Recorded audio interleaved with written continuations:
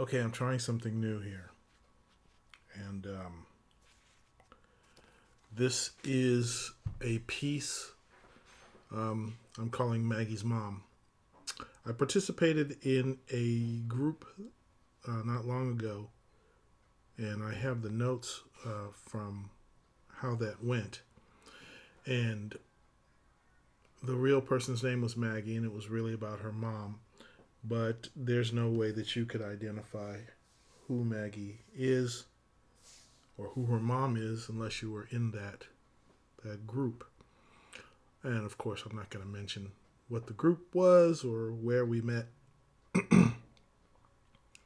But I think this morning I'm feeling really intimate, and some of that is a consequence of the way that this talk went and the way that I participated, which is interesting. I don't necessarily want to go meta on that, but it's definitely something that I don't do very often.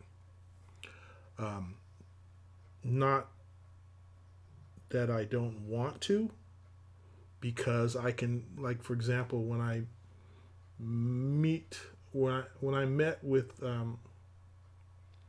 folks from the intellectual dark web before the pandemic.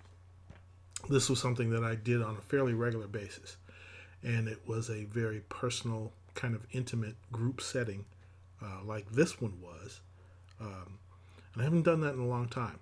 And sometimes I do it, okay, going meta, just to listen to other people than myself or the regular people that I read. And so this was pretty interesting, and so I'm going to talk about Maggie's mom. And I do kind of hope that Maggie finds this. It's possible that she will. Um, so, Maggie is middle aged woman who runs a small school for children. And her mother, about 5 years ago, was diagnosed with cancer. And it turned out that it was found early enough so that she did not need to go through chemotherapy and could take pills to alleviate the worst of the symptoms. Nevertheless, Maggie is upset and disturbed because her mother, who is only about 65 years old, has changed. And Maggie doesn't feel, she feels like there's been a wedge in between them. And Maggie was always accustomed to being able to talk to her mother about everything, and now she feels guarded, and she doesn't like the way the relationship has gone over the past few years. And it's come to a head more recently, from what I can see, because Maggie has issues that she has to deal with herself. And so here are some observations, some possibly stoic, that I wrote when I was listening at length to Maggie talk about her situation and listening to other people comment about the situation, clarify, offer advice. Now I'm about 20 years older than Maggie, so I have a bit more experience in dealing with aging parents and how crazy making that can be. Uh, so my first question was: are any of mom's friends distant or dying? I hear a lot uh, from my parents that, hey, pretty much everybody I know is gone, and I don't have any new friends, and they're not likely to make any new friends. and that is troublesome for one of my parents more than the other. And yet, you can see that they have to reinvent themselves in these circumstances of not having friends. And not having friends means whatever compartmentalization that you do as a parent away from your children, no matter how old your children are, you're not going to have the intimate friends that you can express the rest of yourself with if they are all distant or dying or dead. And I've certainly recognized over time the impact of the terminal illnesses of my father's friends and how it affected his well-being. It's even going back to the ALS. If you remember the ALS bucket challenge, which was a viral meme that went through and had people throw an ice bucket over somebody's head, and this is what it's supposed to be like to have an attack of ALS. And one of my father's close friends had ALS and eventually died of it. And the kind of friend that he was, it was very difficult for him as a friend to visit his friend at his home or in the hospital where he is losing his ability to speak, losing his ability to eat on his own. And it's a very troubling thing for most of us to deal with the idea of not just a tragic or freak accident where suddenly someone is gone, although I've certainly experienced that as well with both of my brothers. But watching them wither away and become a husk that looks like the person you've always known, and they're not that person anymore. So that's really strange if a person you know is now not that person anymore. And you say, well, our friendship, our relationship was so healthy. And it means I expected something from you and you expected something from me. And that was a reliable piece of ourselves. When someone dies, and this is a lesson that I took early as soon as I turned 30, which is now all that remains is what you respected and honored about that person. And somehow, in order for you to be complete, you have to be that person. It's like the old joke, between my brother and I, we know everything. And then if your brother is gone, the value of what you know is reduced by half, because now you're not whole anymore. You don't have the complementing understanding of someone who is your intimate friend. And so now your conversations are half empty. And then you have to say the things that you think that other person would said, or else the conversation doesn't sparkle anymore.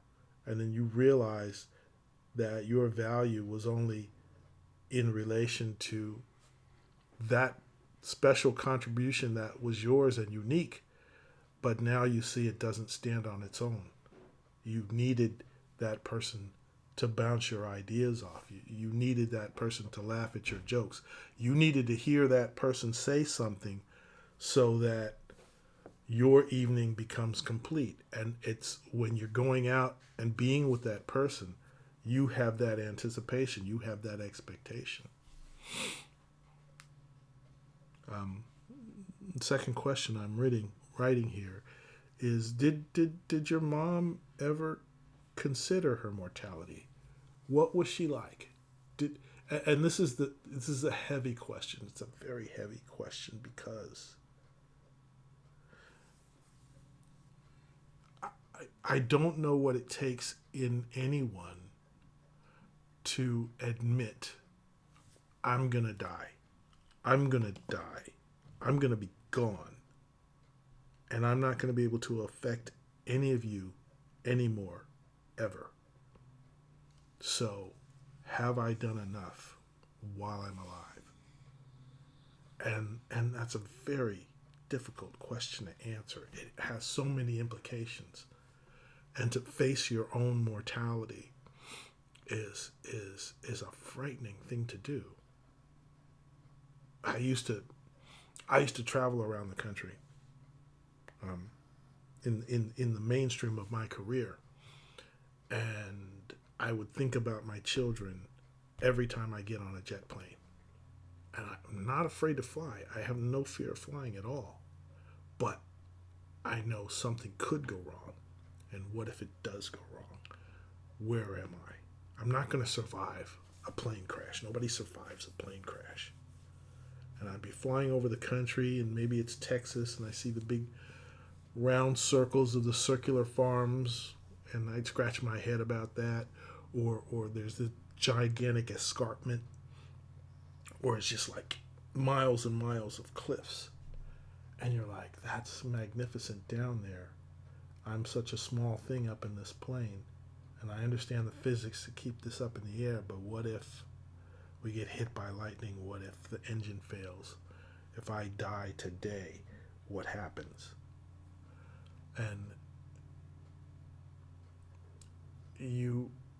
one day you have to look at that and say, have I done enough? And everybody, I think, has their own benchmarks to consider. Did I live a good life? Did I have a good marriage? Was I a good parent? Was I successful in my career? Did I do enough for other people? Am I pleasing in the eyes of God? Did I sacrifice enough for my country? Did I do for my country? Ask what I could do for my country. You know, all of your obligations that you take seriously, you have to ask, was I adequate? Did I do enough? And if you feel like you owe people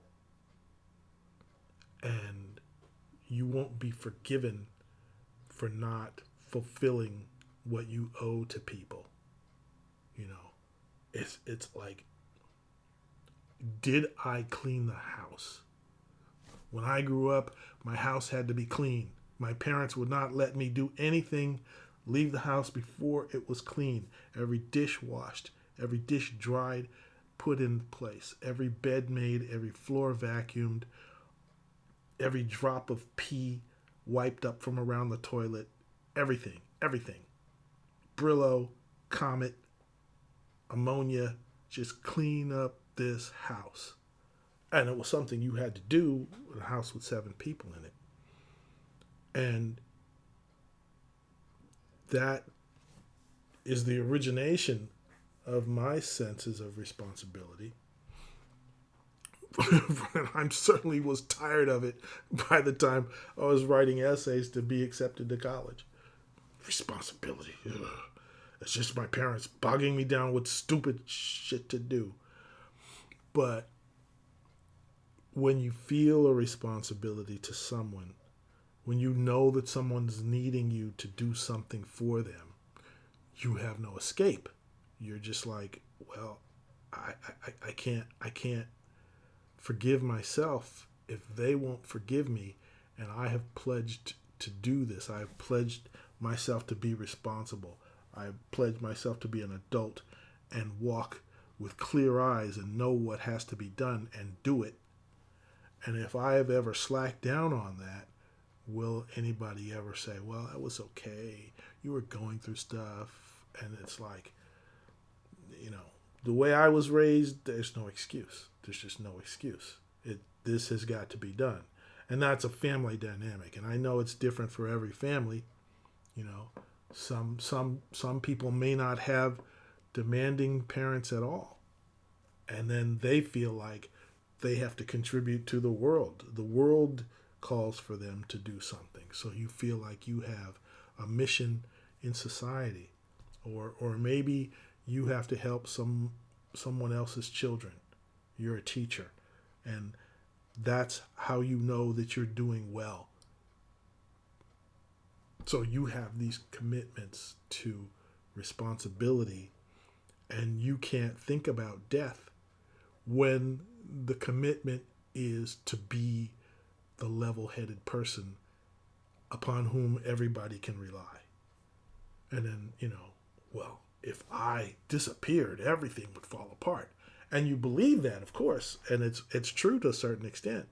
But that's the hump of dealing with mortality, is knowing, and some people see it the first time they get fired from a job or laid off. You're just like, it had nothing to do with you. It's just that we can't afford you anymore, or you messed up. You didn't know what you were supposed to be doing here, and we tried to tell you, but you didn't get it. So we can't continue. So it's really about a sober look at your responsibilities to other people, and maybe you're overdoing it.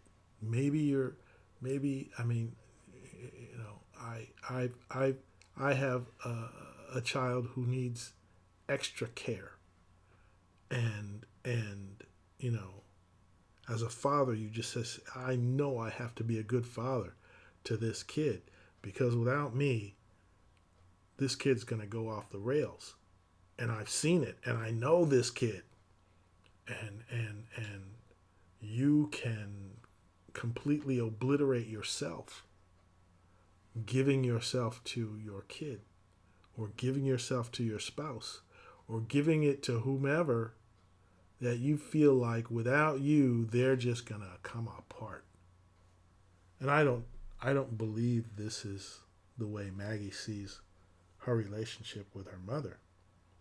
But there is the question on both sides of the relationship. What happens if I'm not here? What happens? But what's more likely to happen, overall, is that you'll change. You will change. Your life will change. Your circumstances will change. Their life, their circumstances will change. And people's self-perception changes. And I'm saying that especially in terms of morality or mortality. When you believe you're on your way to dying, or even when you believe you're on your way to becoming rich, your expectations of yourself, and therefore your expectations of people around you, change. And you don't necessarily communicate that well. I like to tell the story of when I was in Redmond, Washington, working at Microsoft. And I'm, vice president, and this new product is going to come out, and everybody believes it's going to change the world. And everybody starts, they monitor how many people are downloading the free version. And there's millions of people that are downloading it. And you're just like, oh my God, we're going to be so rich.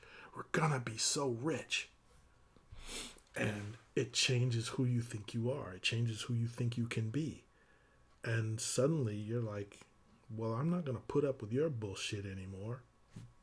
I'm about to make it, I've been struggling my whole career to get to this moment, and this moment is upon us. So people change, and they get a taste of the future, or what they believe the future will be. And they're like, this is the bullshit that I've been putting up with all this time. And in 6 months, I'm not going to have to deal with this bullshit anymore. I'm going to be who I've always wanted to be. I'm going to have that money that I always wanted. And you just start changing your attitude about who you are, what commitments you make to yourself, and therefore what your relationships with other people are going to be like. And there's certain people you just like, man, I'm not going to deal with that anymore. But you don't tell that person to their face. Maybe you give them clues. And the same thing happens the other way. If you just realize God, I hate my job, and this is not gonna work anymore.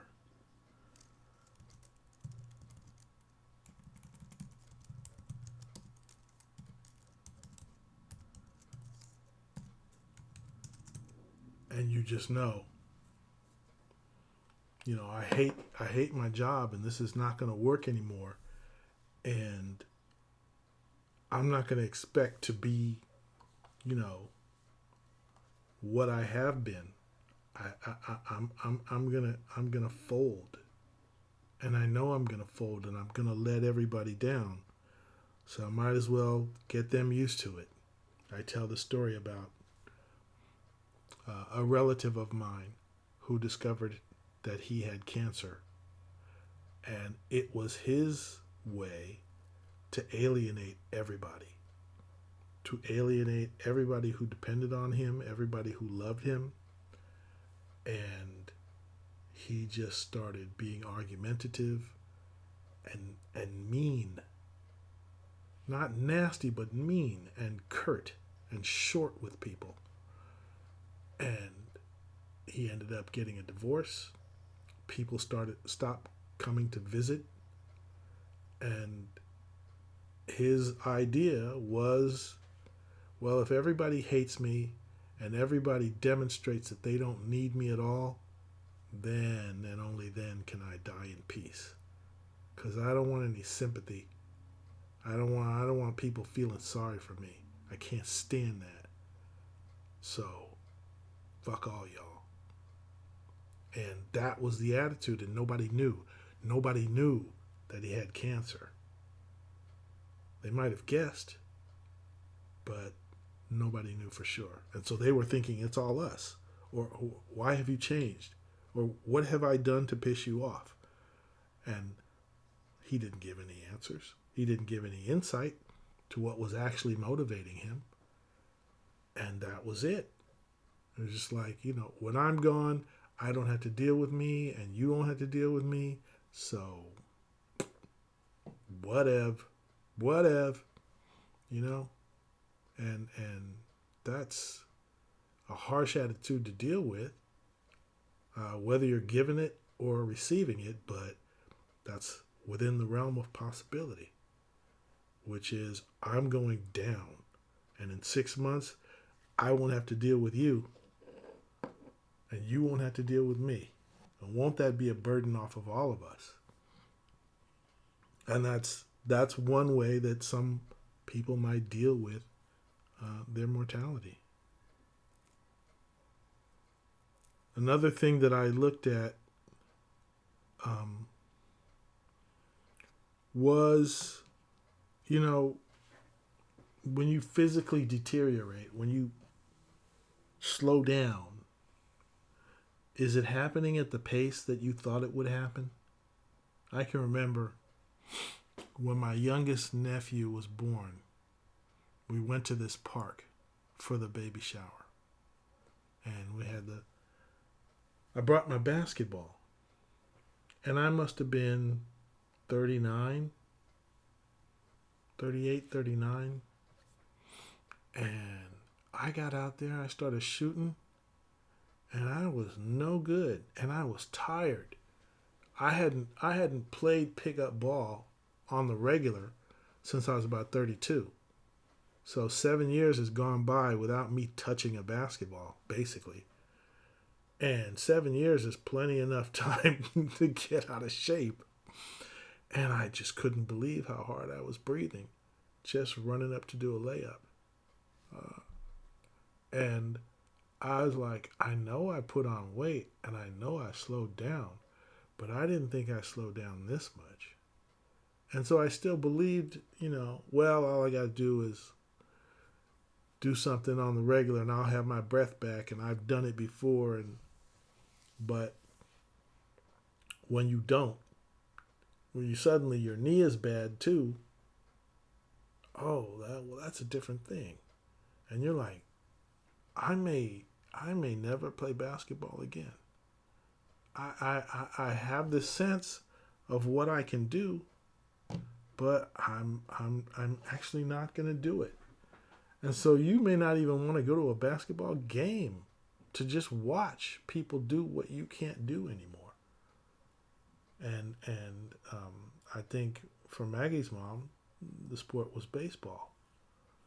And how do you know? How do you know if you're just naturally slowing down, if it's okay that you can't do this anymore, or you're really not motivated to do it? And is that okay? Because people give you respect as an old person. You're like, okay, I know you were all that in your day, but now you ain't nothing. But that's okay. You can deal with that. You can just say, hey, I'm 65 years old. What you expect? Me to slam dunk the ball? No. Uh, and that's okay.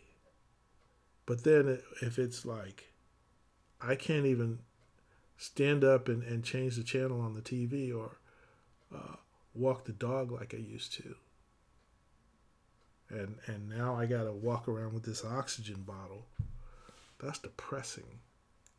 I'm not the person I was, and this happened faster than I expected it to do. And I don't want to talk about it. I don't want to talk about it. Why should I share that with you? That's personal. Leave me alone. Go away. I don't deal with you anymore. I can understand that. I can understand that. Especially, your intimate friends, you're used to them talking shit about your basketball game. You're used to them. My volleyball friends, we'd be out there, old men volleyball, and we were skilled for old men. We were the best old men out there on the beach. And then suddenly, a hip goes out, a shoulder goes out, and you're out of the game, period. Now, done. Finito. All you can now do is raise up a beer. You can't spike the ball anymore. It's tough. It's tough saying goodbye to that part of your life. And again, how are you going to communicate the pain of that loss to someone else who just wants you to see you be your old self? Well, I'm not my old self anymore. I'm this new old self. I admit that I'm an old man now. I admit that I'm dying. Slowly. But yeah, maybe I am dying. Maybe I'm not like Tom Cruise. Keep coming back. I think about for myself. Well, let me get to the next point after slowing down. Sometimes you have regrets. You have regrets over something that you did in the past that can't be rectified. There was maybe a secret that you kept from everybody. And you know that at your death, that secret might be revealed. My best friend died when I was living in New York. I'm here in Los Angeles, where I grew up. And he was closeted. And if anybody had a clue, I had a clue, but I didn't believe the clue. and in many ways it was kind of stereotypical, but the weird thing was, here he was, my best friend, right under my nose, and he wouldn't admit it to me. And I would even know some of his cousins, and the subject would come up. And I can remember a particular time when it did come up. And this cousin of his was out and flamboyant. And I said, shoot, man, if I was a homosexual, I would let everybody know. I would be like, hey, I'm gay. What you going to do about it? Nothing. All right? You can't change me. This is how I am. Blah, blah, blah, blah, blah. If you don't like it, fuck off. Right? And I said that with our group of friends, and his cousin just cracked up laughing. His cousin just cracked up laughing. And he got mad. And he was mad all the rest of that afternoon. And I didn't realize that that's what I said. I mean, I knew what I said, and I recognized that he got mad, but putting two and two together it just didn't click in my mind. And it's funny when I think about it now, but I was like, damn, he's mad about that. You should have known that about me. And I thought it was an academic question, but it was very real to him, clearly. But my point is that this hidden aspect of yourself shows up when you die. And when he died of AIDS, they didn't even say it was AIDS. And I missed the funeral, but all these men showed up at his funeral, all of his cousins. And it was a voila moment for everybody. It was at the funeral. But I was in New York at the time. Missed it. And we had grown distant, like, I would say about 6 or 7 years prior to that, because we were roommates freshman year, and then after freshman year we grew apart, and it was so there's that aspect of, do you regret not sharing some part of you? And that is a secret aspect of your relationship that, depending on the relationship, it's to be expected. I don't expect my father to tell me all of his crazy antics when he was my age. I expect him to yammer about it. When I was your age, blah, blah, blah, blah, blah, we never did this kind of stuff. But what stuff did you do? It was none of your business, right? And so everybody needs, some mystery in their life. And that can be a cause of friction when the question of death comes up. I think about my own mortality with regard to the fact that I thought that the company that I helped start would make me rich and I wouldn't have to work again. And so I had these plans for things that I was going to do when I didn't have to freaking work anymore, because I had the Skrilla, the money, and I wouldn't have to work for anyone. And I would just do these projects that I wanted to do.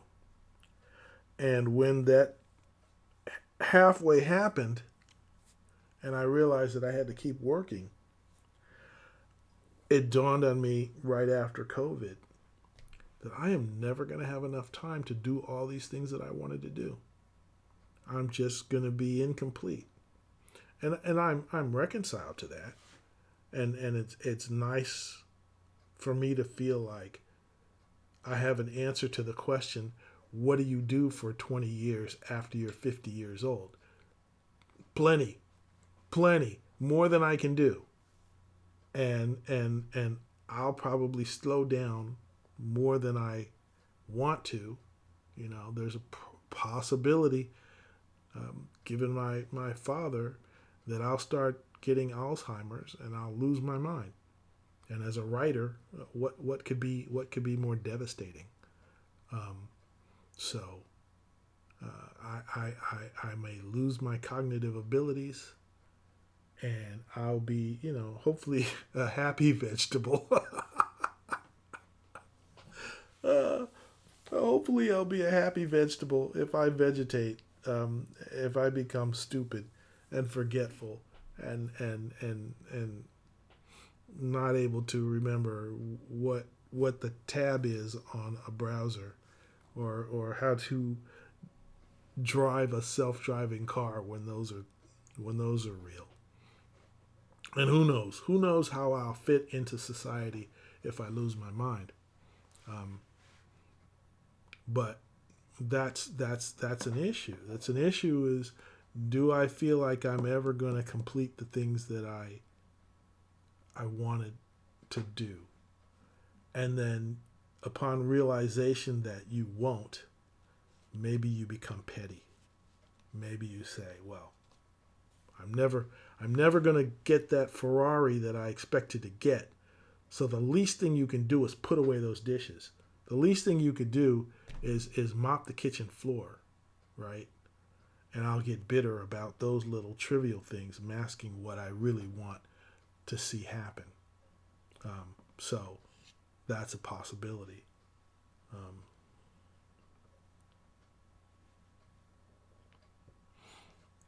there's you might lose this sense of ultimate accomplishment.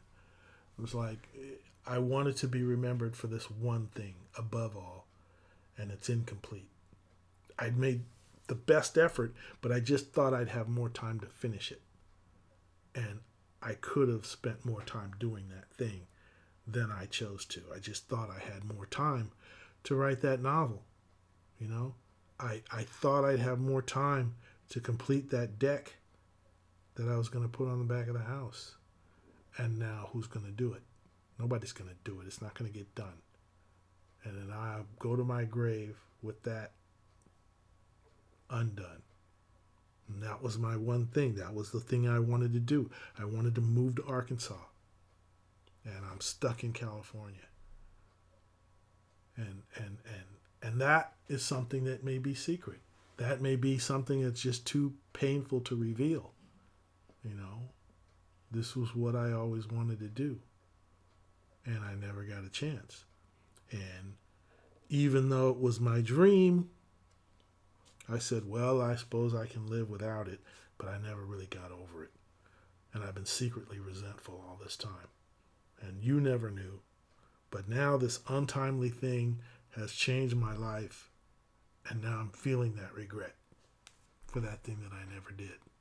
That's a very real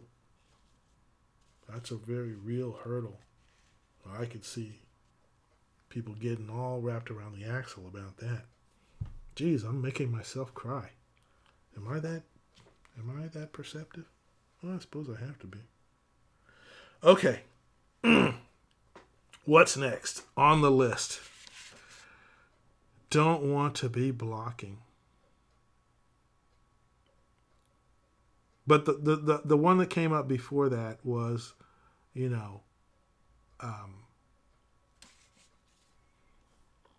so many things. It's complicated. It's difficult to get an understanding about all the ways that people may be in pain or suffering or withholding something back. And I think I've gotten used to that. But as I was just writing last week or the week before, when I was in my late 20s, I'm like, it's a miracle that anybody understands anybody at all. It's like my entire life, nobody wants to do what I do. And I go out and I say, look at that tree. And they're like, okay, it's a tree. But it's a jacaranda tree. And this time of year, all the purple leaves come down on the ground and they spiral like that. And they're like, dude, you have too much time on your hands, right? And nobody else is interested in jacaranda trees except maybe the gardener. And oh my God. The name of this guy who used to do documentaries, travel documentaries in California, flashed through my head and then it disappeared again. I can't remember this guy's name. I think he was on Channel 2. That's weird that I remember that. But anyway, there's that sense of anger and sadness that the relationship is not close. like it ought to be. And again, for me, it's like the fact that you could have somebody who completes your sentences is a miracle. And now I've learned to grow and deal with dissonance. Dissonance is inevitable. It's one of the reasons I write. It's one of the reasons I'm recording this, because I'm not going to have the opportunity to meet Maggie or to be helpful to Maggie directly in an intimate way. So, and everybody else who gets something out of this, I don't know who you are. You don't know who I am. But maybe some of this resonates. But yeah, you can feel anger and sadness that you're alone when you really are alone.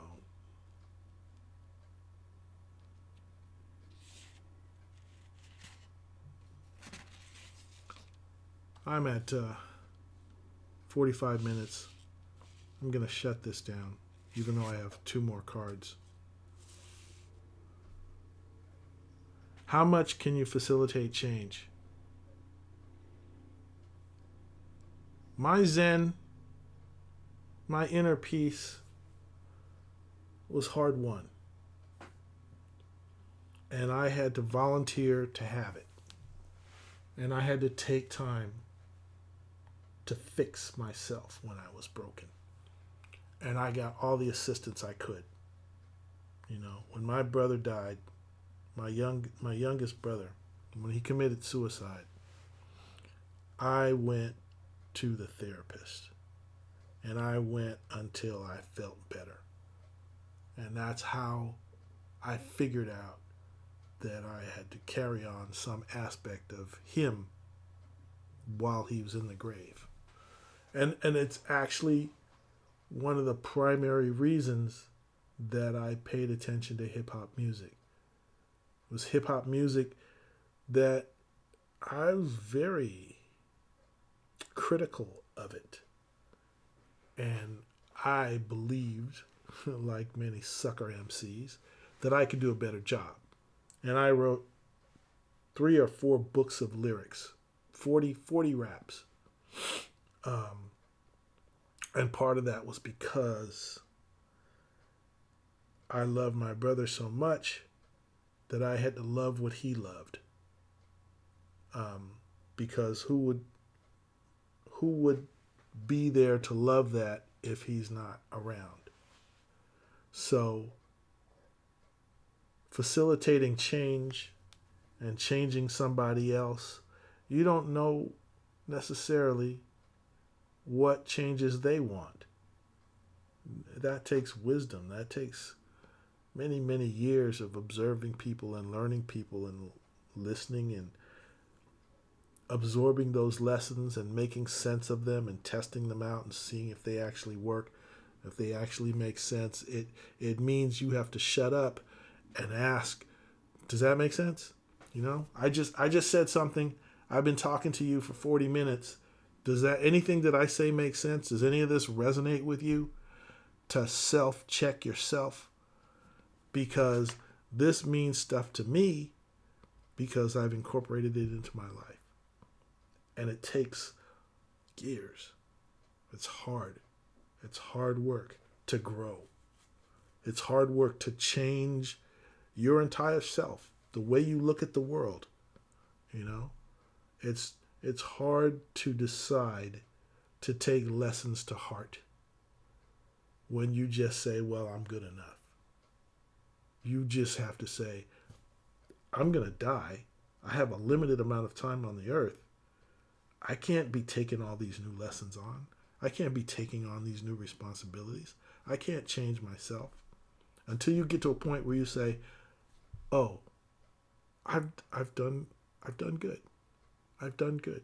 I've done good enough so that I could die tomorrow with no regrets. And my only regret is I don't get to see how much more. And I may be completely deceiving myself. I may be completely wrong and misjudge my whole value to this world. I may be completely completely and totally replaceable? I don't think so. But accept the probability that you may not be. And you may not know what people really think about you. Maybe they respect you too much to tell you to your face. Maybe they disrespect and don't care what you think anyway. And why bother wasting my time to get into a beef with you, even though you're obviously wrong about so many things, right? And so it's, for me, now I say stoically, to be the best person I can be, with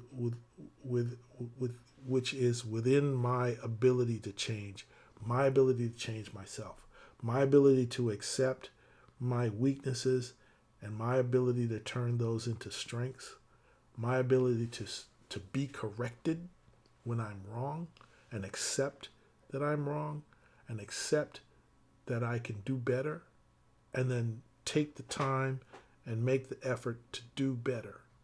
And that's what it's like, I think, when you decide, for whatever reason, in whatever direction, I'm a disciple of Christ, or I am the best elementary school teacher I could possibly be, and all I care about is that I become better. So whatever child comes in front of me, I know how to deal with that child, and I will deal with it sweetly and kindly and gently and fairly, to the benefit of that child, to the best of my abilities. And I'm so dedicated to that I don't care. I don't care what anybody says. I know that thing. And I know that's the benchmark by which I intend to be judged. So help me God. And when you know that you're doing well, even before the child comes back to you as an adult and says, "Teacher, look what you did for me."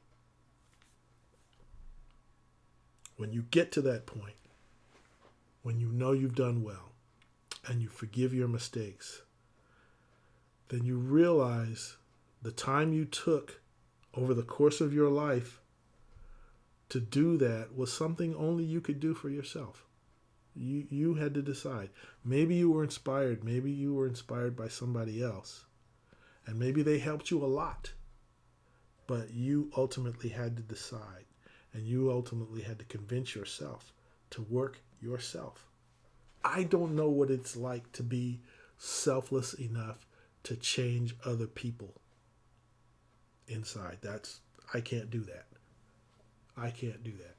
All I can do is write the way I write, speak the way I speak, teach the way I teach, and let it all out there with the personal angle that I say, hey, this is what I've experienced in my life, and I've lived long enough to know it that way and that way, and I've turned around to face the other way, backwards, forwards, looking at clouds from both sides now. And yeah, I do know clouds. I do know clouds. And this is how I know them. But I can't make you know. I can't make you love me if you don't. So I have a great deal of respect for the inner workings of people that they work their entire lives to become. And even if they fail, and that ruins them, and that freezes them in place, and they don't know where to go, it's very difficult for anybody to unpack their soul and then lay it on somebody else to help them. You have to be willing to put yourself in somebody else's hands. And there are all kinds of barriers. I think I've talked about all the different barriers there are to that. Sometimes people want to live their way and they want to die their way. And they'll say, I did it my way. And people are not transparent. People have responsibility to be the person that they feel like they should be. And nobody perfects it. I mean, you get to the point where you're just like, okay, I've done what I can do. I can go no more. I can't go no more. And that's it. And if I die this way, then I die this way. But you know what? I stood up for what I stood up for when I could stand. I can't stand anymore. My legs don't work. But back in 2023, that's what I was like. And we have to find it within ourselves to accept people when they say that, when they do that, when they mean that. And stand up and question it. If you want to question, why, ask people why. And sometimes we don't even know why. We don't know why I'm behaving this way. I haven't unpacked my life. I don't look at my life that closely. I don't know why I do what I do. I just know when I'm doing it, that's what I feel like doing, and I'm doing it. Why can't you accept that? So we're incomplete. We're incomplete. We're unfinished. We die alone. And it's hard to accept. It's very hard to accept that of all the relationships, the special, intimate relationships that you have, they still have these flaws in them. They still have these cracks in them. They still have these blind sides that are impenetrable. We are impenetrable to ourselves. And we can work to become transparent to ourselves, and that's hard work. And even if we can do that, it's not easy to explain that to other people. It's funny that we talk about AIs, artificial intelligence, is like, well, what do they really feel like when they're doing that? Or why are they fabricating these realities? Why are they hallucinating? Turn those questions on your spouse. See how far that gets you. We are mysteries to ourselves. And it's hard to be transparent to yourself. And it's hard to be transparent to others. And there's that dissonance. And I think that dissonance is unavoidable. And it can be broken down. I mean, we have brick walls between ourselves in society. And we can chip those brick walls down. And we can make the effort to climb up and poke our heads over like Kilroy and say, I'm here. Okay, I gotta let go. And then I disappear behind my wall again. You can make efforts, and it takes energy to make those efforts. And maybe there's nobody on the other side of the wall. But progress can be made. I just want to draw attention to the effort it takes. It's never going to be easy to know yourself, to let other people know you, to let them call you by the name of your soul, where you have to respond. That's something most of us just leave to God or to ourselves to snap to attention and pay attention to every word that's said to you when your full name is called. Remember that? Remember when your parents would say your whole name and you knew they were serious? And I better show up and be right at attention. Michael David Cobb Bowen, get your ass in here now. Right? My parents never said it like that, believe me. They never cursed at me. But they would call my full name. And then, what followed was a pledge where I say, I, Michael David Cobb Bowen, will tell the truth. And I will never lie to you again. That's my pledge. But that's the thing. When you give someone your name, you give them permission to capture your full attention. And people don't even give that to God. People lie to themselves. So what makes you think they won't lie to you? So that's what the poet said.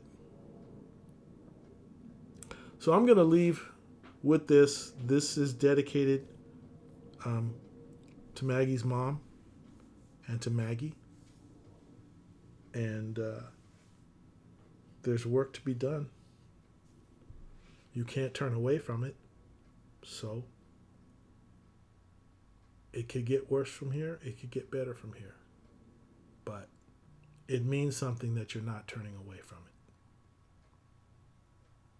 And that's the honest to God truth. Take care.